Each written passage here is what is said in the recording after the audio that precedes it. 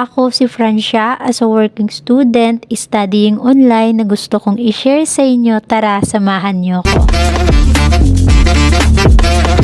Hi guys, good morning. Samahan niyo nga ako sa araw na to dahil ngayon may sideline tayo. Kakagising ko nga lang po pala sa mga oras na to. Bago ko nga hiniwa yan ay naghilamos muna ako. At sakto rin nagpoop yung alaga ko kaya inugasan ko muna siya. Saka ako hiniwa yan dahil nga alis yung amo ko kaya ako na lang patuloy pero hindi ako ang magluluto niyan dahil nga ako may sideline. Bali hiniwa ko dyan yung eggplant at yung kangkong at yung kamatis at yung labanos.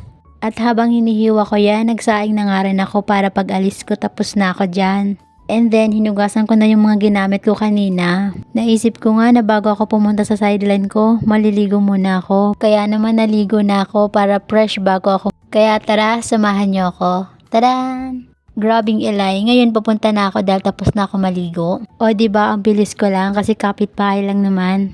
Bali sinimulan ko yung paglinis ng CR. Kumuha na nga rin pala ako dyan ng sabon. Pinaghalo ko para sa salamin. Bago ko nga hinugasan yung salamin, tinanggal ko muna yung mga gamit sa taas. Saka ko na siya sasabunin. Tapos pagkatapos ko nyan, babanlawan ko at kinuskus ko na rin yung baba. Ni-brush ko siya.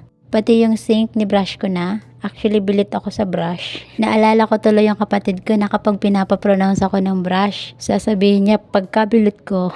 Basta yon, share ko lang. Tapos, hinugasan ko na isa-isa ko rin yan. Sinabon ko. Tapos, pagkatuyo nga, binalik ko na siya dahil malinis na yan. Natapos ko na yung kabila, kaya naman dito naman tayo sa salamin. Sinabon ko na nga muna yan. Bali, ibabad ko muna siya dyan. Tapos, kinuskus ko nga pala muna yung wall habang ako yung nagpa-brush. Ayan na naman tayo sa brush. Basta yon, brush.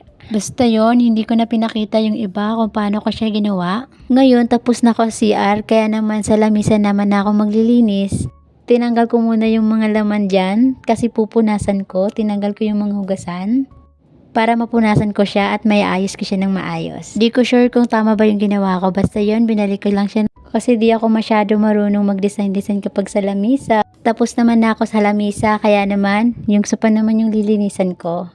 Yan nga yung ginamit ko sa paglinis. Di ko nakalimutan ko yung pangalan. Basta yan po yung ginamit ko. Medyo nakakangalay siya kasi kailangan mo talang idiin para naman matuyo.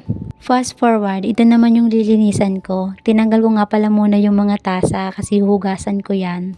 Bale yung kalahati lang yung pinalinis sa akin dahil sa next week na lang yung kalahati. Kaya ni-brush ko na yung gilid. Siyempre tinanggal ko muna bago ko siya ni-brush. And then, binalik ko na yung mga tinanggal ko kasi napunasan ko na siya. Yung rice cooker napunasan ko na kaya binalik ko na. At yung panghuling lilinisan ko yung floor. Ginamit ko muna yung vacuum pero kumuha muna ako ng walis tambo dahil may natira. Hindi siya kaya ng vacuum lang kaya kumuha muna ako ng walis tambo. Di ko na nga rin napakita kung paano ko nawalis ng tambo. Basta yun, nawalis ko muna ng tambo at saka ko na siya ni brush.